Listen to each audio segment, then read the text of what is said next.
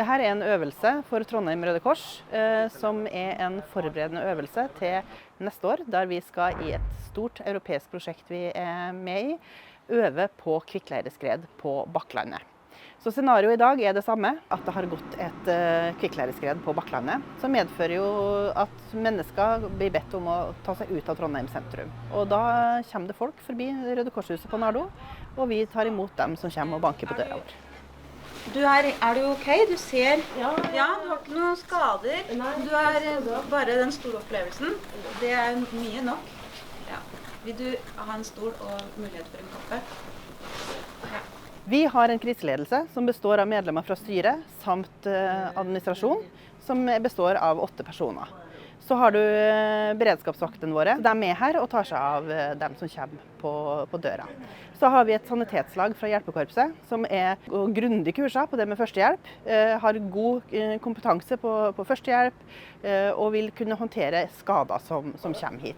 Og så har vi noen som går her og spiller rollen som journalister og litt forskjellig, for å gjøre det så naturtro som mulig.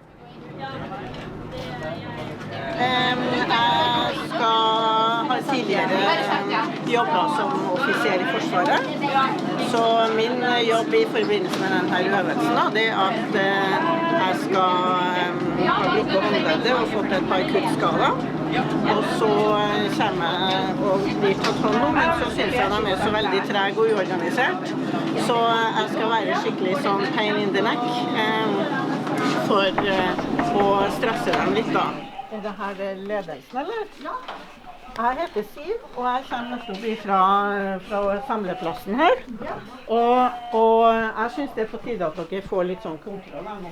Hei. Det her var utrolig skuffende. Fra mitt perspektiv som forsker, så det helt uvurderlig å ha med samarbeidspartnere som Trondheim Røde Kors. Fordi jeg kan sitte og lese dokumenter og beredskapsplaner og hva som skrevet og tenkt. Det noe helt annet å få lov til å være observatør og snakke med folk som har kjent på kroppen, som har opplevd kriser. Fordi da kan du få et helt annet inntrykk da.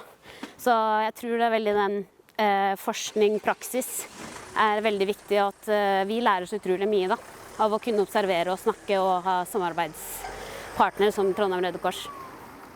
Okay, so today I came really as an actor in the exercise, actually with a couple of members of my family, my wife and daughter. So not playing a particular role, except basically helping the Red Cross to exercise and train on this particular scenario. Ça va toi? Ton nez, c'est bon? Oui.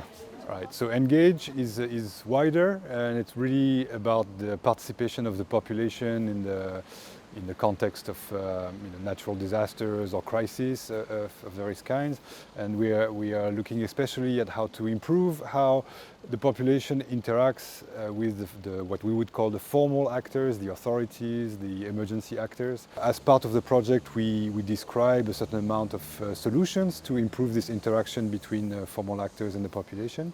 And so one of those solutions is actually trained today by the Red Cross, because it's something that they have implemented in their activities, what they call the beredskapsvakt or the preparedness guard, we call it in the project. Beredskapsvakt en ordning som vi har i Trondheim Røde Kors, som gjør at hvis du frivillig i for eksempel Flyktningguiden, eller i turgruppa, eller besøkstjenesten og så videre, så har du blitt spurt om, hvis det skjer en hendelse i Trondheim, kan vi få spørre deg om å bistå litt sammen med oss. Og det har mange sagt ja til, så da har de fått ekstra kursing i førstehjelp, de har fått ekstra kursing i psykososial førstehjelp, de har fått ekstra kursing i beredskap, sånn at de nå i sin første øvelse her i dag, skal prøve det med å sette opp et evakuerings- og pårørendesenter, og ta imot, registrere og følge opp dem som da skal registreres inn der. Det begrenset ressurser vi har, sant? Selv om det mye ansvar som ligger hos myndigheter og etater, så kan vi bidra vi innbyggerne nå. Så det samspillet der da.